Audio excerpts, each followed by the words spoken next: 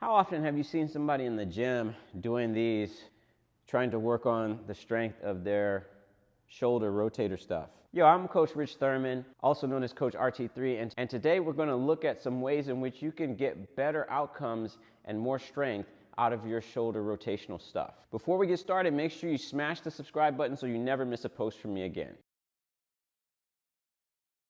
All right, now there's nothing wrong with using a small dumbbell to get started on your rotational training. We go through concentric work and eccentric work.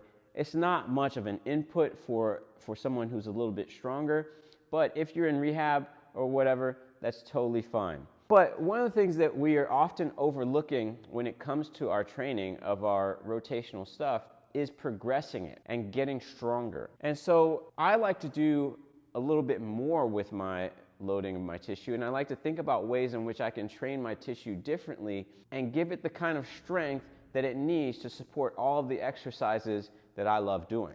If I'm doing this exercise, for example, I might use a heavier load and I might do some eccentrics. So what I might do is I might get this load here, so it's a load that I can't concentrically move. So if I get here, I cannot pull this from here into external rotation. So I'm going to take myself here and I'm going to hang out here and I'm going to go slightly out of vertical. Now once I'm out of vertical, I've put tension on the posterior capsule here and I'm going to hold that. So it's a long eccentric, and over time I'm going to end up failing through that motion.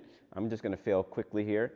So I'm going to fail through that motion and I'm going to fight for that range of motion all the way through into the end. I might support myself at the very bottom, because at this point here, my shoulder's not used to contracting in this space here. So I might use a weight that I can control through that range of motion, or I might support myself through that final bit of the movement there.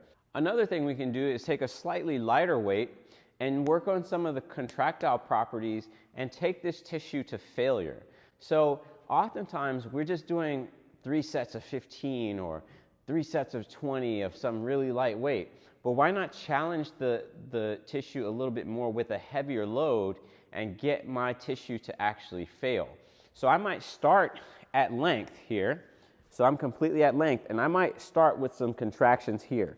So at the very bottom, teaching myself to move through this. And once I fail in this range here, once I can't contract here, I might move up a little bit into the next zone and contract. And then I might move up a little bit further and contract. And then I might move up a little bit further and contract.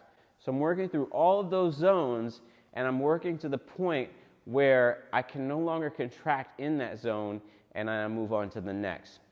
That's just another way that you can provide a strength input to your shoulder joint. Remember that the rotational stuff of your joint is the most important stuff of your joint. It's the stuff internally that provides you the platform to do all of the things you love. So strengthen your internal stuff so that you can explore and do more with all of your external stuff. If you found this video helpful, please hit the like button and make sure you subscribe to my channel so you never miss a post from me again.